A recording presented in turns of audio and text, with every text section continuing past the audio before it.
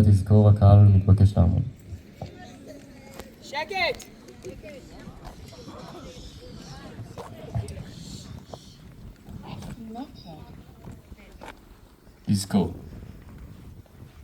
יזכור עם ישראל את נשמות אחינו, בני ישראל, חללי השואה והגבורה, את 6 מיליון בניו המומתים, קורבנות ממלכת הרשע, שעונו עינויי גוף ונפש במחנות ההסגר, שנרצחו בהמון, בשווקים וברחובות, שהובלו לטבח בקרונות מוות, שנטבחו ונשרפו ונחנקו, והורעלו ונקברו חיים.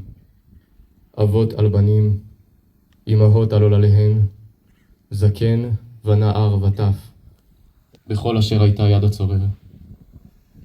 שחולל כבודם ושופח דמם בידיים טמאות על קידוש השם. תהא נשמתם צרורה בצרור החיים, יהי זכרם ברוך. נא לשבת.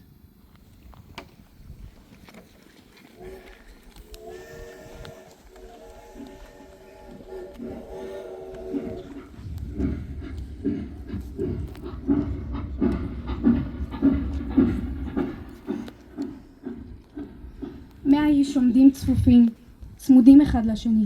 אי אפשר לזוז, להניע יד או רגל, להסתובב, כלום. דלת הקרון נטרקת בעוצמה. חושך, רק פתח קטן למעלה מחדיר מעט קרנאות, מעט אוויר, לא יותר. הרכבת מתחילה לנוע. רק מאוד מטרים משם, ממשיכים אנשים בחייהם, עובדים, לומדים, מבלים ומשחקים. עולם אחר שאין לנו, ליהודים, חלק בו. האם הם יודעים שם, בעולם האחר, שכאן אנשים נשלחים למות? האם למישהו אכפת? אני עומדת לחוצה בין האנשים, נושמת בקושי. אני חשה שעומדים מעליי. אני מנסה להתיישר, אך אינני מצליחה. והדוחק רב כל כך, עד שאיני יכולה לזוז. הלחץ על כתפיי חזק וכואב.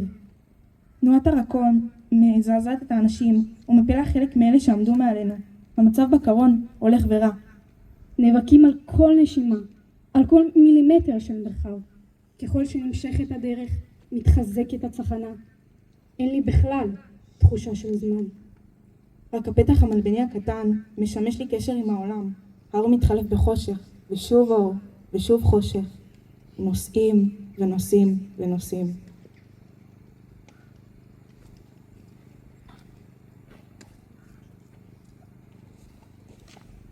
הכל נעשה בכפייה ובמהירות. לא היו שאלות, ואם היו, לא הייתה להן תשובה. ואם היו תשובות, הן לא נקלטו. הפחד וחוסר האונים כבש את הכל. כי מה ניתן להבין מהאמירה פולנית? נכנסתם בדלת, תצאו בערובה. קודם הפרידו אותי מאמא והאחים, ואחר כך גם מאבי. אבי עוד הספיק להגביש אותי במעיר הארוך שהיה לו, כדי שיראה יותר גדול. אותו הפנו שמאלה, ואותי ימינה. גם אבי הלך.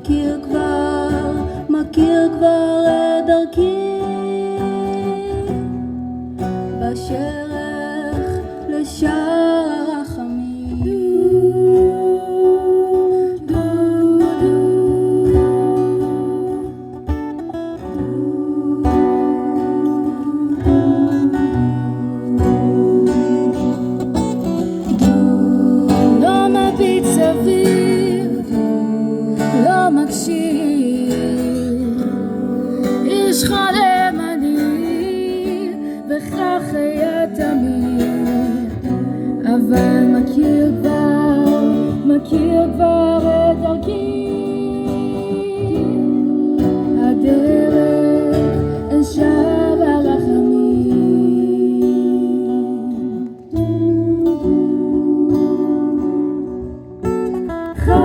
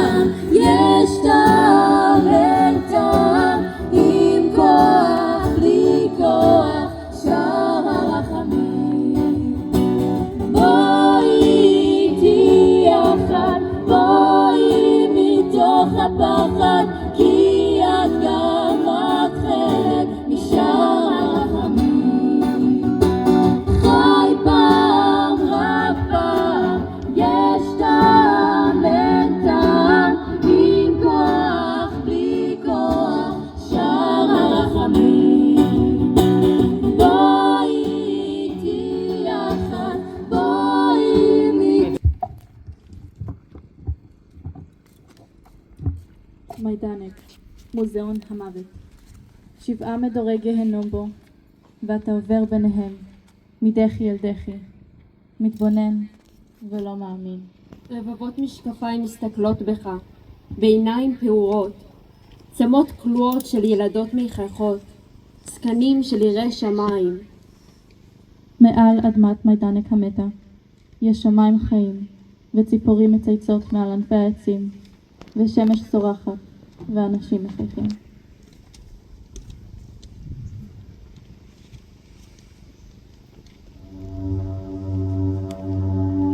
אנשים גוררים עצמם למטה, בכוחותיהם האחרונים. לבושי פיג'מה דקה, שבקושי מכסה את גופם. כפכפי עץ בחובה. 8 קילומטר בכפכפי עץ, בתוך השלג, שמגיע עד הברכיים. את הרגליים המוגלתיות כבר לא מרגישים, והספירה במסדר לא נגמרת. שוב ושוב, וכשאומרים לרוץ, הגוף רץ. מאין הכוח? הגוף עובד על אוטומט. החושים הם כבר מזמן לא קיימים. מתפתח לו חוש אחר. חוש שלא זוכר, לא מרגיש, לא מריח, לא רואה.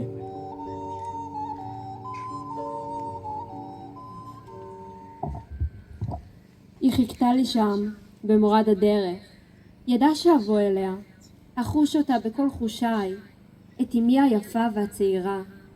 היא חיכתה לי במורד הדרך של מיידנק, והיא עמדה כאן, כמו אז, למרות מותה. כמו ביום הפרידה ההוא, עם חיוך של אם המתאמצת להרגיע ילדתה, מול תא הגז, בתנור המשרפה. כאן, במקום שיציאה ממנו היא רק בתור עשן, דרך הערובה.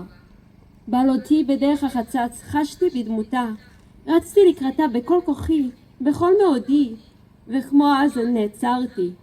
עמדתי מטורפת מכאב ומחוסר אונים, שהבנתי, היא נקראה ממני, ולא תהיה לי עוד לעולמים. הגענו לכאן יחד, ואני לבד עכשיו.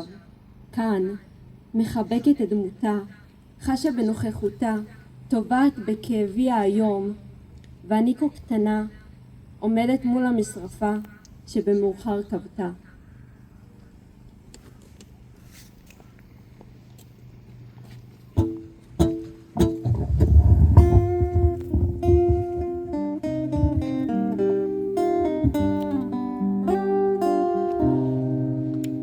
כל האור מזמן הלך לו, אל תלכי פתאום גם את. בואי אמא, בואי אמא, בואי שבי איתי מעט. בואי אמא, בואי אמא, בואי שבי איתי מעט. בעצים מכה הרוח, בידייך כה חמור. אל תלכי, ספרי לי אמא, איך באים החלומות. אל תלכי, ספרי לי אמא, איך באים החלומות. אם פתאום מלאך יופיע אל חדרי, יבוא בלט.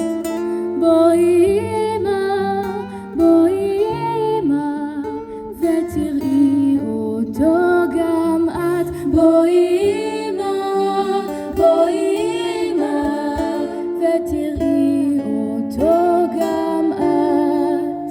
לא איני פוחד בחושך, ואיני רואה בכלל. בואי אמא, בואי אמא, שבי איתי עד שאגדל. בואי אמא, בואי אמא, שבי איתי עד שאגדל.